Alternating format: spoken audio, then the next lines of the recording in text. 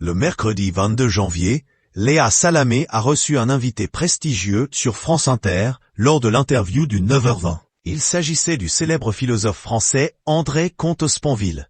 L'écrivain est venu dans les studios pour parler de son nouveau livre L'opportunité de vivre, dernières études. À cette occasion, il a parlé de son rapport à la vie et à la mort. Il a également fait des révélations sur ses récents problèmes de santé. Dans ce nouvel écrit, le célèbre philosophe évoque donc des sujets qui sont aujourd'hui encore tabous. De quoi étonner Léa Salamé qui s'interroge. À 72 ans, vous avez l'air très en forme. Vous avez de la marge avec la mort. La réponse fut déstabilisante. Qu'il sait, j'ai eu un AVC il y a 3 ans. Je n'ai eu aucune séquelle, mais malgré tout, ça révèle une fragilité. Une révélation qui a surpris.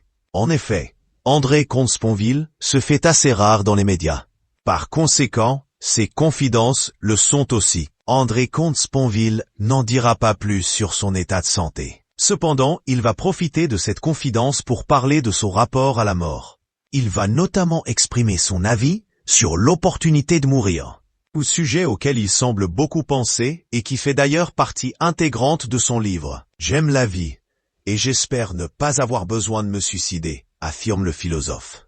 Il poursuit, mais si un jour je suis tellement malade, tellement handicapé, tellement souffrant, que la mort me paraît préférable, je réclame le droit de finir. Une phrase qui laisse entendre son avis concernant le grand projet sur la fin de vie, débattu à l'Assemblée nationale.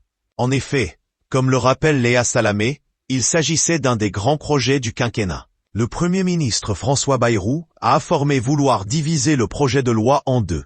Un texte sur les soins palliatifs et l'autre sur l'aide à mourir. Pour André Comte-Sponville, il s'agit de 2 sujets importants. La loi actuelle interdit toute aide active à mourir. Autrement dit, votre médecin n'a pas le droit de vous aider à mourir, même si vous souffrez atrocement d'une maladie incurable. Pour lui, c'est clair, il faut changer la loi.